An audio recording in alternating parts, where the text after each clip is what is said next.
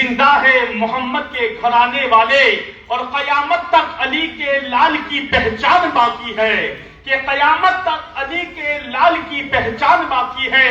زمانہ لاکھ دشمن ہے مگر ایمان باقی ہے، زمانہ لاکھ دشمن ہے مگر ایمان باقی ہے۔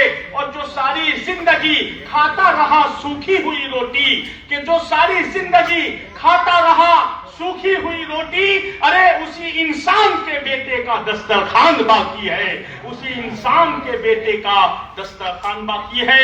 مقرر عظیم آتا ہے، جانے لطف امیم آتا ہے، اہل محفل کو شادماں کرنے فکر و فن کا شمیم آتا ہے۔ لیجیے مائک پہ حضرت کا استقبال۔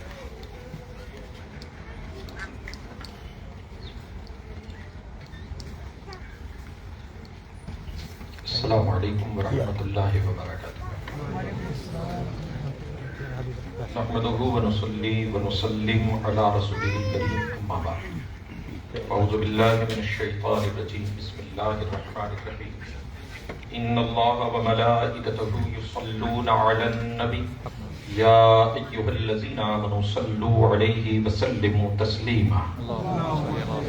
اللهم صل على سيدنا مولانا محمد وعلى ال محمد كما تحب وترضى بأن تصلي عليه الصلاة والسلام عليك يا سيدي يا رسول الله سيدي يا نبي الله صلى الله عليه وسلم۔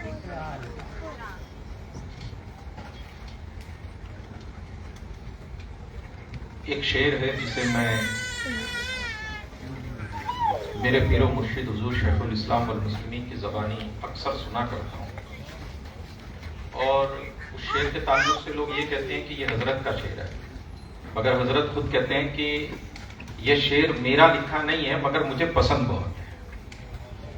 لائنیں اس کے صرف 4 ہیں، اور یہاں بیٹھے جتنے مسلمان مرد عورتیں بچے جتنے ہیں، یہ 4 لائنیں اگر زندگی میں اتر جائیں تو ہم سب کام کے ہو جائیں۔ کہتے ہیں کہ کچھ نہ کچھ تم ضرور کرتے رہو، کچھ نہ کچھ تم ضرور کرتے رہو، کچھ نہ کرنا بڑی خرابی ہے۔ کچھ نہ کچھ تم ضرور کرتے رہو، کچھ نہ کرنا بڑی خرابی ہے، اور کامیابی کوئی اور چیز نہیں۔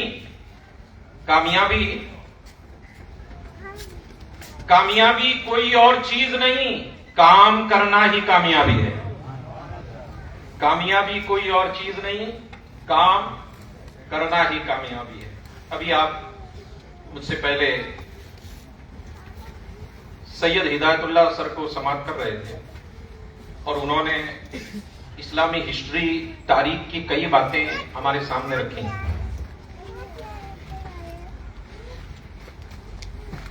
میں صرف چند باتیں آپ کے گوش گزار کر کے اپنی گفتگو کو سمیٹوں گا۔ جامعہ فیضان احمدی کیا ہے، موجودہ وقت میں اس کی ضرورت کیا ہے۔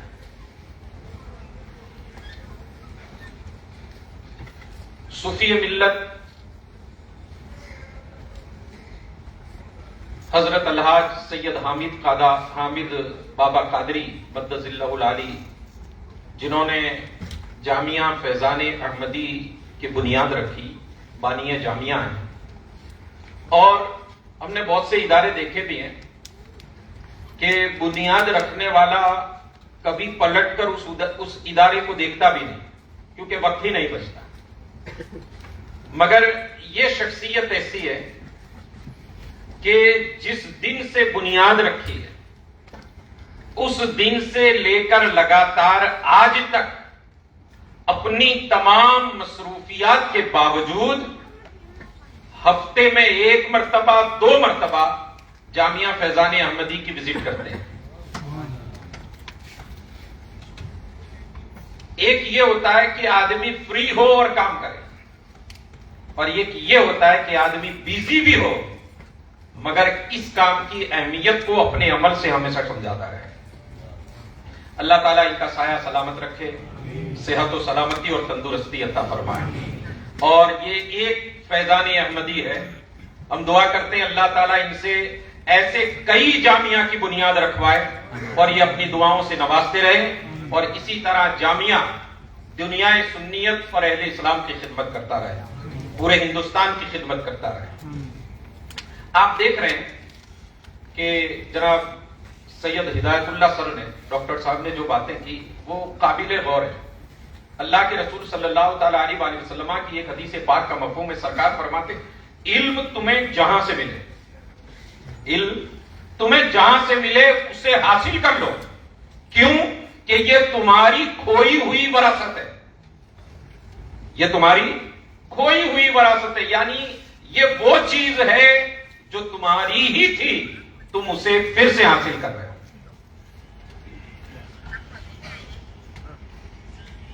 ابھی کچھ باتیں دارالحکمت کے تعلق سے سید ہدایت اللہ صاحب نے روشنی ڈالی اس پر. میں ایسی کچھ باتیں آپ کی طرف بڑھانا چاہتا ہوں. اہل بیت اطہار میں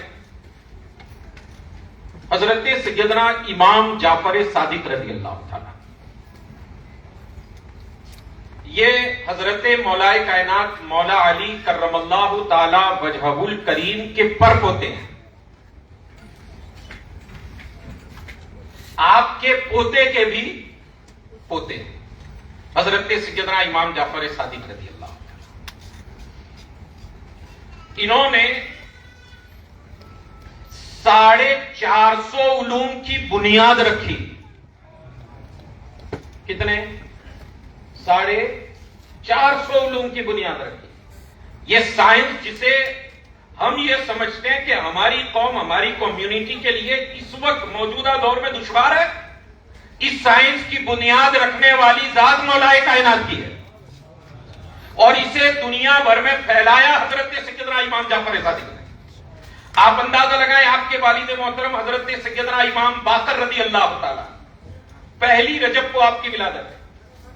آپ فرماتے ہیں کہ اللہ تعالیٰ نے مجھے جو علوم عطا کیے اس علوم کی بنیاد پر قرآن میں جو جو آیتیں اللہ نے نازل کی ہیں ان آیتوں کی بنیاد پر ہم طیارہ اڑا سکتے ہیں. میں اس دور کی بات کر رہا ہوں جب طیارے کا تصور نہیں تھا, کسی کے وہم و گمان میں. آپ اندازہ لگائیں کہ یہ ہمارے اسلاف جنہوں نے قرآن ہی سے سائنس نکالا اور اسے دنیا بھر میں پھیلایا. آپ کی جانکاری کے لیے بتا دوں, پچھلے زمانے میں جب جنگیں ہوتی تھی تو اس میں لوگ زخمی ہوتے تھے. کسی کا ہاتھ کٹ گیا, کسی کا بازو کٹ گیا, اور اگر کسی کی باڈی میں کوئی عضو نہیں کٹا, مگر مان لیجئے کہ کسی نے کوئی تلوار کا وار کیا پیٹھ کی طرف, اور اگر گھاؤ 10-15 انچ لمبا ہو تو اتنے لمبے گھاؤ کو بند کرنا آسان نہیں.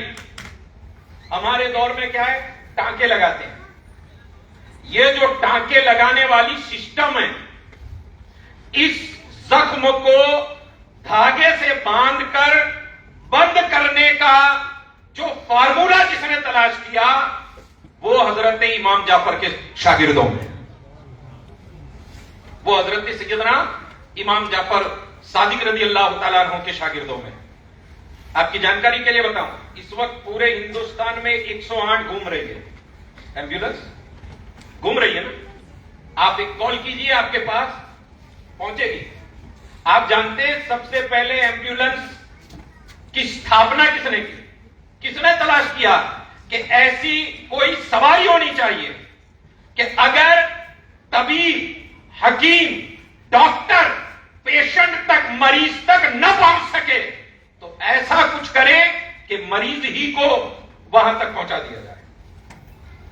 یہ جو ایمبولینس کی تلاش کی گئی وہ بھی بغداد کے ایک بہت بڑے خلیفہ جن کا نام میرے ذہن سے نکل رہا ہے, انہوں نے اس زمانے میں ایمبولینس کی سویدھا کو سٹارٹ کیا, فیسلٹی کو سٹارٹ کیا تاکہ مریضوں کو پہنچایا جا سکے. یہ الگ بات ہے کہ وقت بدلتا ہے تو اس کے کام کرنے کا طریقہ بدل جاتا ہے. میں صرف یہ یاد کرانا چاہتا ہوں کہ یہ سارے جو کام ہے نا, ان کی بنیادیں ہم نے ڈالی.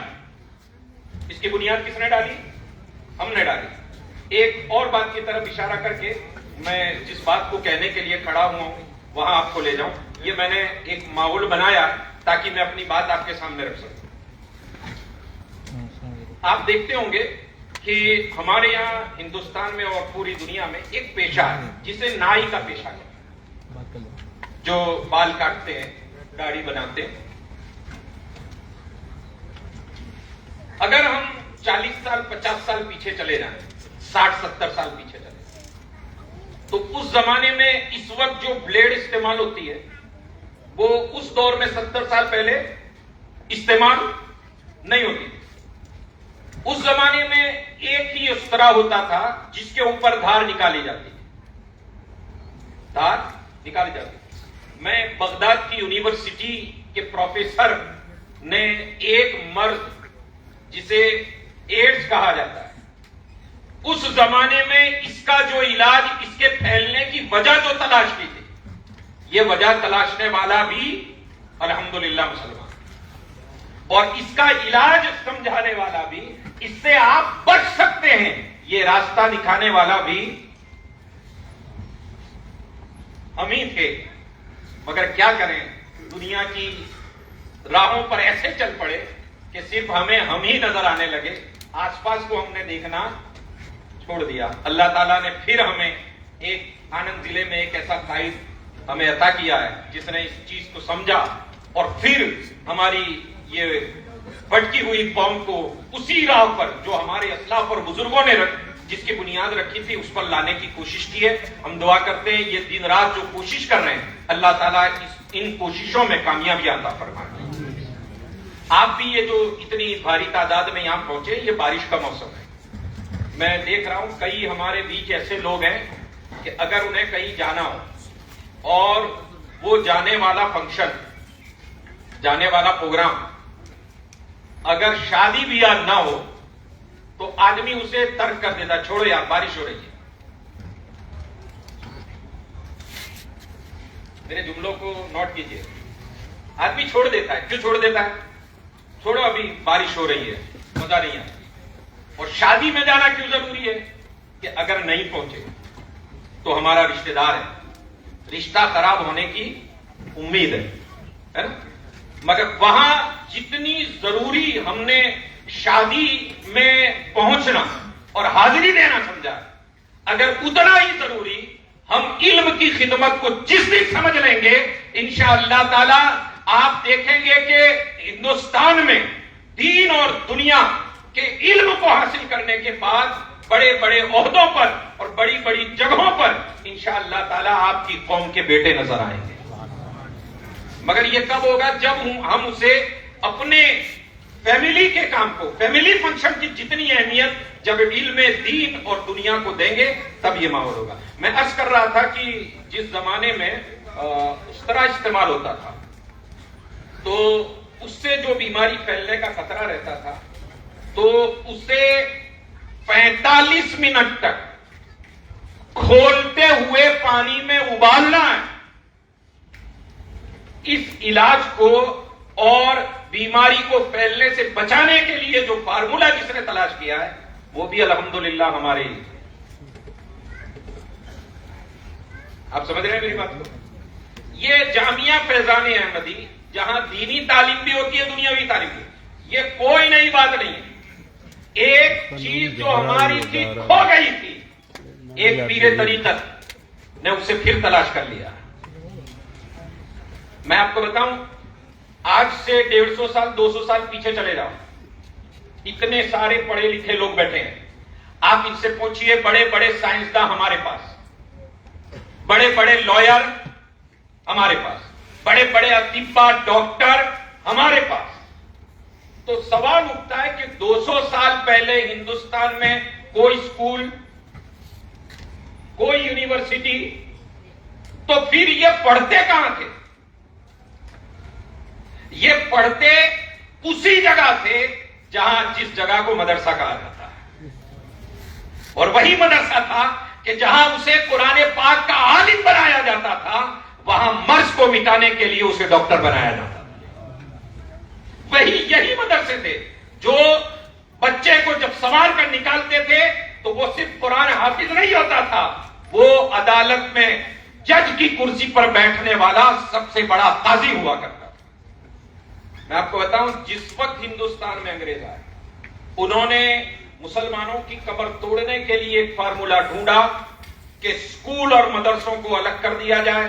اسکول کی تعلیم الگ ہوگی, مدرسے کی تعلیم الگ ہوگی, اس کا مزاج الگ ہوگا, اس کا مزاج الگ ہوگا. ہمیں کسی کو روکنے کی ضرورت نہیں, یہ دونوں آمنے سامنے آ کر اپنا ہی کام تمام کر لیں گے. اس چیز کو ختم کرنے کے لیے اور وہ پرانی پدھتی اسے پھر اس میں روح ڈالنے کے لیے جناب سید حامد بابا قادری مدث اللہ العالیہ قدسیہ نے ایک قدم اٹھایا ہے. ہم چاہتے ہیں کہ آپ ان کے ساتھ چل پڑیں. بہت ساری جب ایسی محفلیں ہوتی ہیں تو آدمی سوچتا ہے یار یہ کیوں بلایا جا رہا ہے, کہیں چندے والی میٹر تو نہیں. تو ہم چندہ کرنے کے لیے آپ کو بلاتے, جب آئیں گے تب آپ کو کہیں گے بھی, کیونکہ جتنی ذمہ داری سید حامد بابا اور جامعہ کے اراکین کی ہے اتنی ہی ذمہ داری یہاں بیٹھنے والی تمام عوام کی ہے. میں ٹھیک کہہ رہا ہوں؟ آپ اس بات سے سہمت ہیں؟ جب آپ کو آواز دی جائے گی تو انشاءاللہ کام کریں گے. تو جامعہ فیضان احمدی آج سے 200 سال پہلے کی جو ہماری دولت کھو گئی تھی اسے آنند ضلع تک محدود نہیں ہونا چاہیے. اسی طرح کے ادارے پورے گجرات میں قائم ہونے چاہیے. کوشش کریں گے انشاءاللہ. اللہ تعالیٰ ہم سب کو توفیق